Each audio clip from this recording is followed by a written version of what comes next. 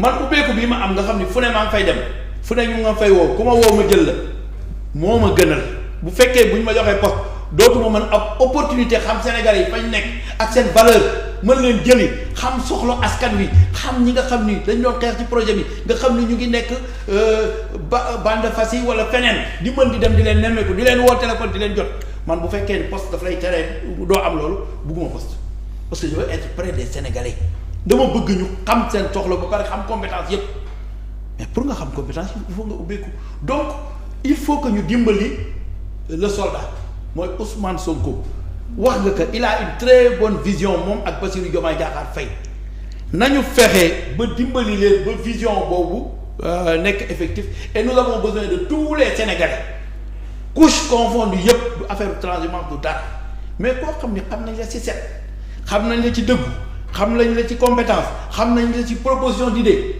mais man dama lay jël nga liggéey ak man. ci waa parti waxuñu loolu de. non man dama lay jël nga liggéey ak man je te jure. mais yow ñi ñu fi faloon coow li ne kur biram. non waxuma la Adama Fall mii yàgg naa tase ak moom.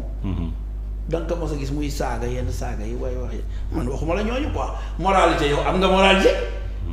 yow éthique ak déontologie ak moral da nga ko jàngale kan nga. fii kat singale nañ fi koo xam ne dañ ne rek dafa am ku mu faral te tey ci opposition bi la nekk.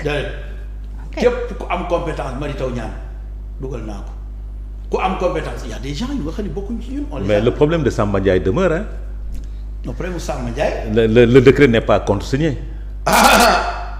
Entre la prise de décret au conseil des ministres xam nga administration.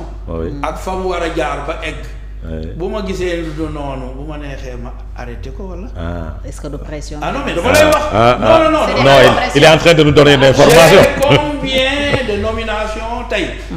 bu ma xoolee ma am 500 et quelques nominations bu ma xoolee ratio ba mu nekk 0,0 erreur mais l'erreur est humaine c'est possible il faut corriger et continuer wax nga ko léegi. ministre bii bu normalul waaye moom rek tax warul nekk ministre. dama koy dindi teg keneen.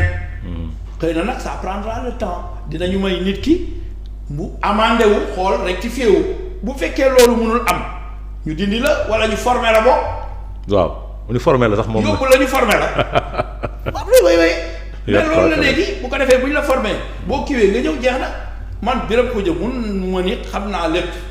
mais gis nga pour nga xam lépp. da ngay ubbeeku ci nit yu xam-xam yi di dem l'apprentissage est permanente. c'est extrêmement important.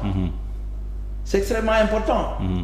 donc je dis l'apprentissage doit être permanent. oui tout simplement du wax permanent parce que léegi ñoo Birame Khoudia kat naa nga. jàngalekat tu laisses les gens parler. non loolu laay def damay sàmm bu baax. loolu c'est extrêmement important. lapsus Sénégal dafa bëri wax. lapsus waaw da ngay def lapsus ñu ni faute la. te faute nag moom dafa nekk lu ko xam ni défaut de l'intelligence demande obligation. tout à fait damay xam lu may wax bu baax. donc c'est extrêmement important.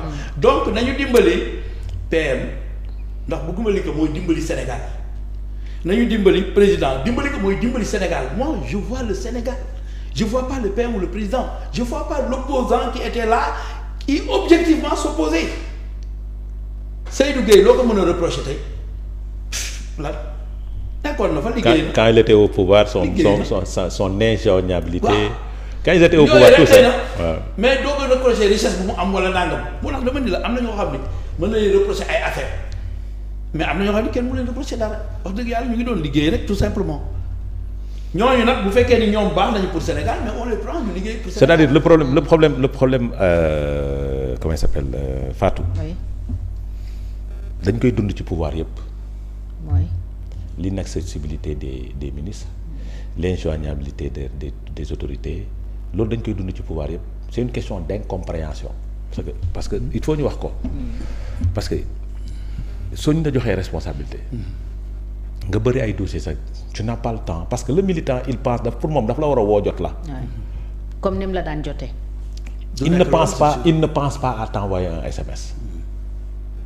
parce que moom pour moom yow mi daan toog ni ma lay jot tous les jours noonu nga ma war a jotee tous les jours mais si le ministre décroche son téléphone. nan lay liggéey il ne va jamais travailler. c'est sûr et certain. c'est pas pour rien que état du Sénégal soo faloo mu jox la numéro mu jox la puce boo xamante ni moom lañ lay jotee directement c'est pour t'éviter de répondre régulièrement au téléphone tu ne peux pas tout le temps répondre au téléphone maintenant soo wàccee nag ba dem sa kër rappel. je vais te citer un ministre bu nga xam ni boo ko woowee tey jot ko. Daouda Ngom foo ko woowee jot ko. n'est-ce pas. lan la doo ko woo ci saa si jot ko mais bu fekkee ni am na lu mu doon def dina la rappeler wala mu ni je vous rappelle am na sax yoo xam ni fii boo bësee rek mu def je vous rappelle. waaw moom laa la wax dama ne. c'est-à-dire mais yëg gi c'est important. c'est important c'est-à-dire xam nga yëg bi c'est la reconnaissance et autres et tout ce tralala c'est-à-dire dans un état bukki bi mattoon PDS màkk APR warul màtt waa Pastef. mooy ban bukki. c'est-à-dire bukki bi nga xam ni militant bi day toog amuñu koo xamante ni mooy nekk le relais entre le pouvoir et les militants. Oui. Et ça crée beaucoup plus de pression parce que ñëpp léegi dañuy. très bien c'est-à-dire aujourd'hui du ñëpp la ñu war a fal ci parti. c'est ça. am na ñoo xamante ni c'est eux qui doivent gérer qui doivent être l'intermédiaire qui doivent gérer la relation avec les partis. Aujourd'hui une personne comme Birame Khoudia qui est troisième secrétaire général adjoint du parti peut jouer ce rôle. tan boobu woowee jot na c'est-à-dire aujourd'hui au lieu que ñuy woo ministre bi directement. Oui. Il faut soumettre les dossiers à tel maintenant nag que Birame Khoudia bañ a nekk di def parparloo. c'est sûr. Il faut que Birame Khoudia bañ a nekk di parparloo parce que si on ne gère pas le parti les frustrations seront importantes parce que ministre ba ak directeur général bi il n'a pas le temps. Surtout que c'est un nouveau régime qui a dans la tête que nous devons faire des résultats. Au plus vite. Au plus vite. La pression sociale est énorme. Mais attends ministre bi directeur général bi ak les membres du cabinet ils n'ont pas le temps ils sont sous pression. Ok alors est-ce que Adama face à cette pression réduction train de vie de l'État solution la ci on a entendu là-dessus le député Guy Marius Sagna mu wax ci appuyer peut-être ñu. c'est-à-dire aujourd'hui c'est-à-dire le tableau bu ñu peindre Sénégal ñoom il faut commencer par la réduction du train de l'État. Du train de vie. Parce que du train de l'État. Du train de vie de l'État parce que pouvoir bu fi ñëw nag da koy def. Wade l'avait fait, Macky Sall avait arrêté les téléphones, il avait économisé 8 milliards sur le coût du téléphone, il avait arrêté certains achats de véhicules ak yooyu malgré tout ça. Pouvoir bu ñëw day def réduction de train de vie de l'État. Aujourd'hui on a lii nañ benn communiqué buy wane ni voyage yi nii ak nii ak nii les missions nii lay war a demee te moom premier ministre moo war a centraliser les missions de tous les fonctionnaires et autres et tout ce tralala mooy toujours rek li may wax les missions. Su kilifa du ministre suy tukki day informer obligatoirement le premier ministre. Les missions au niveau des directions générales ne doivent pas être validées par le premier ministre. Il faut que tamit ñu xam ku ci nekk les rôles quoi parce que aussi l'État doit être informé par rapport au déplacement des ministres et autres parce que mënoo tukki te doo am autorisation de sortie du territoire boo xamante ni ministère des affaires étrangères moo la koy décerner. Ça c'est une obligation mais maintenant si aujourd'hui su nekkee premier ministre moo nar a valider quand est-ce qu'il aura le temps de prendre en charge certains dossiers parce que affaire bi dafa yàkkamte dafa gaaw les DG les ministres et autres les grands fonctionnaires ont besoin d'aller chercher des partenaires pour amener financer certains projets dans ce pays-là. Si aujourd'hui tu as 15 jours pour informer et autres le premier ministre avec cette pression-là il aura des difficultés pour prendre en charge certaines questions parce que. kon solution buy mujjee jur jàngoro la. moom laa jàpp c'est-à-dire aie confiance aux gens qui sont dans c'est-à-dire lettre circulaire bi génn na mais aie confiance pour que gabegie bi bañ a am parce que les frais de mission étaient énormes certaines choses étaient énormes les équipes yi daan dem c'était énorme yooyu nag wàññi nañ ko il faut